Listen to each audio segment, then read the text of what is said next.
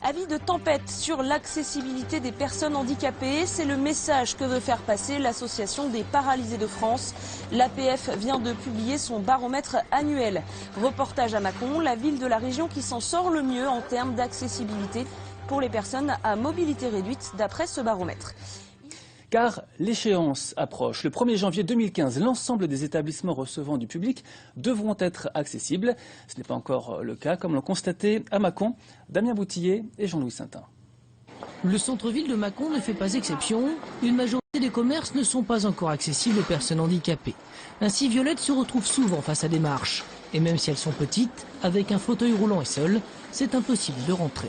Je tambourine à la porte, voilà, et puis on vient m'ouvrir et voilà. Ouais.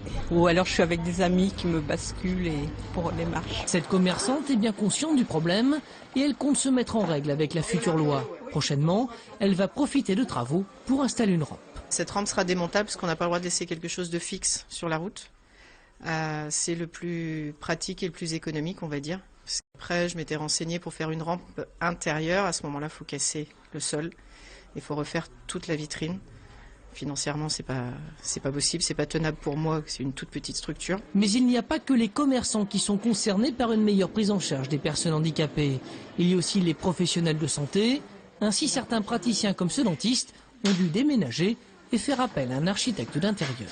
Voilà, donc toujours les portes avec une largeur handicapée. Et ici, un espace qui permet de rentrer facilement une civière. Donc les gens qui ne sont pas mobiles, on peut quand même les soigner dans de bonnes conditions. Ou en tout cas, on peut aussi les passer facilement d'une civière sur ce fauteuil. Et les moindres petits détails ont été pensés. Le plan incliné à l'extérieur a été pensé également avec texture et éclairage pour les malvoyants. Il reste moins d'un an professionnel pour s'adapter, car au 1er janvier 2015, l'ensemble des locaux recevant du public devront être accessibles pour tout type de handicap. Et Mâcon est pourtant la ville la meilleure élève de Bourgogne, selon le baromètre publié par l'Association des paralysés de France. Il s'agit de mesurer les efforts mis en place dans les 96 villes-préfectures. Pauline, faisons avec vous l'état des lieux dans notre région.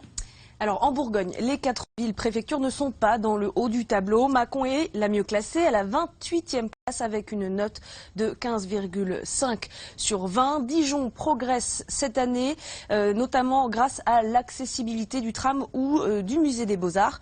Nevers fait partie de la deuxième moitié de ce tableau en se plaçant au 58e rang, tout comme Auxerre qui est bonne dernière de la région, 85e sur 96, chef-lieu concerné par cette étude. Alors si la plupart des villes ont tout de même fait des progrès dans l'accessibilité des personnes handicapées, à peine plus de la moitié des écoles et seulement 42% des réseaux de bus sont accessibles aux personnes à mobilité réduite. Et pour info, c'est Grenoble qui conserve la tête du classement pour la deuxième fois cette année. Nantes est en deuxième position et Caen prend la 3e place. Merci Pauline.